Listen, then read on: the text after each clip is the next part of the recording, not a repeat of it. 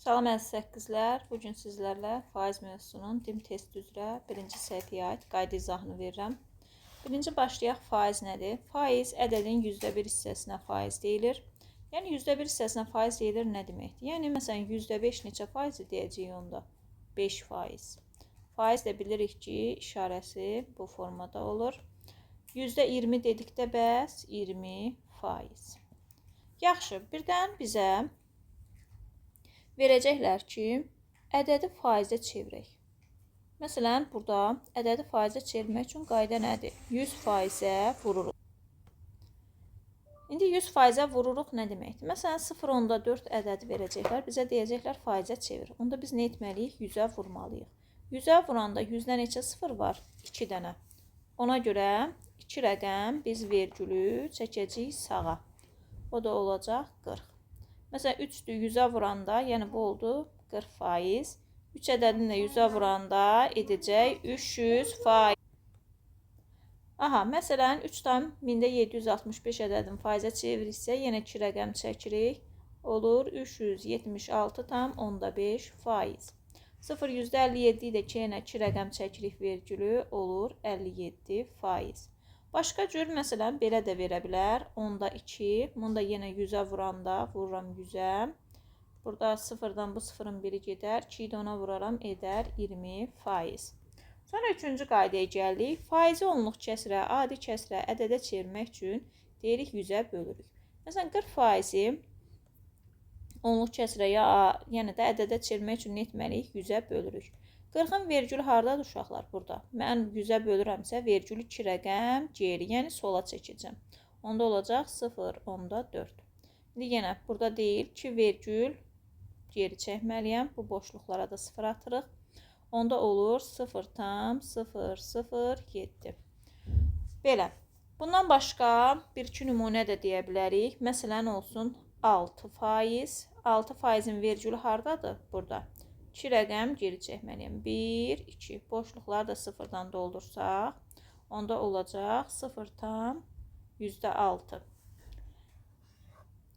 Bunu yaxşı onluq kəsrə çevirdik. Bəs adi kəsrə necə çevirərik? Adi kəsrə ya çevirdiyimiz onluq kəsri adi kəsrə çevirərəm. Nə deməkdir? 10-4. Hər tərəf 2-yə bölərəm. 5-də 2. Və ya birbaşa çevirərəm. Məsələn, 40% deyildi. Onluq kəsrə, adi kəsrə çevirmək üçün neçəyə bölməliydim? 100%-ə. Buradan sıfırlar getdi. Alındı mı? 10-4. Hər tərəf 2 ixtisar eləyərəm. Cavab nə düşər? 5-də 2. Sonra gəlir 4-cü qaydamız. Ədədin faizini tapmaq. Ədədin faizini tapmaq üçün ədədi faiz göstərən ədədə vurub 100-ə bölürük. Məsələn, 40-ın deyir 15%-ni tap. Onda 40 vuraq 15 bölək 100. Və ixtisara baş vururam. Buradan 0-dan 0 gedir. 4 vuraq 15 bölək 10. 4-ü 15-ə vururam 60 bölək 10. Cavab eləyəcək 6. Demək 40-ın 15%-i 6 imiş. Sonra 5-ci qayda faizə görə ədədin tapılması. Faizə görə ədəd tapmaq üçün isə ədədi 100-ə vurub faiz göstərən ədədə bölmək lazımdır. Məsələn, 60% 12 olan ədəd deyirsə ədədi götürürük. Birinci 12 vuraq 100 bölək nə olacaq? 60. Bu 0-dan bu 0 getdi. Burada 12-dən 6 ixtisar gedir 2. 2-yi də ona vururam 20%. Demək 60%-i 12 olan ədəd 20. Dəqiqə faiz yazdım bura. Ədəd neçə imiş? 20 imiş. Sonra 6-cı qaydaya gəlirəm. Natural ədədin, məsələn, bizə cədvəl verir və deyir ki, natural ədəd burada neçə faizdir? Natural ədədlər gəlin tapaq. -6 natural ədəddir? Xeyr. 5, bəli. 0, yox. Burada -6 da yox. 3, bəli. -2, yox. 1, bəli. 16, bəli. 9-da 2, yox. 7, bəli. 0,5, yox. Ümumiyyətlə, burada neçə dənə ədəd var idi uşaqlar? Sayaq. 1, 2, 3, 4, 5. 5-i də aşağıda 10 dənə. Ümumi sayı yazırıq məxrəcə. Tapdığımız natural ədəd neçə dənə oldu? 5 dənə. 10-5 deyil.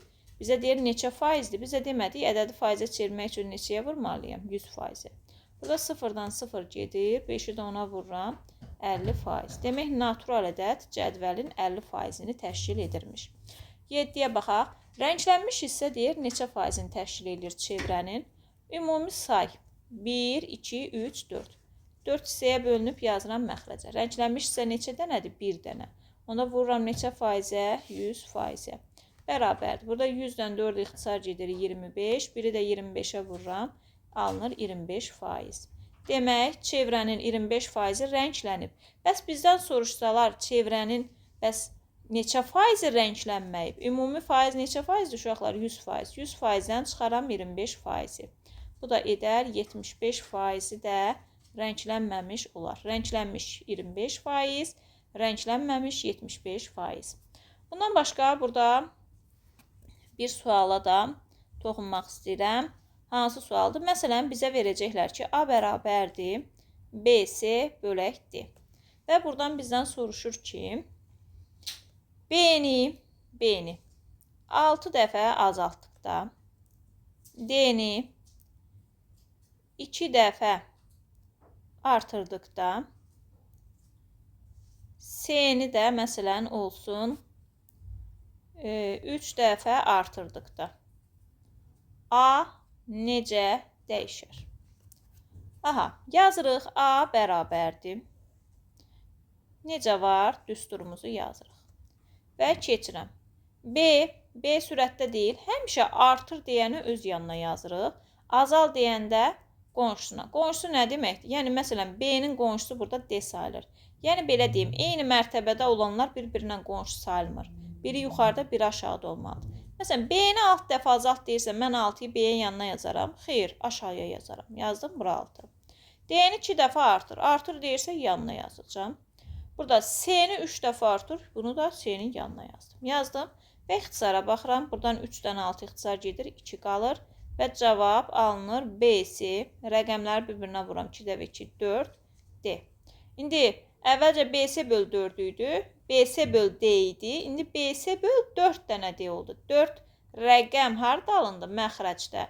Onda deyəcəyik ki, 4 dəfə azalar. Cavabımız olur 4 dəfə azalar.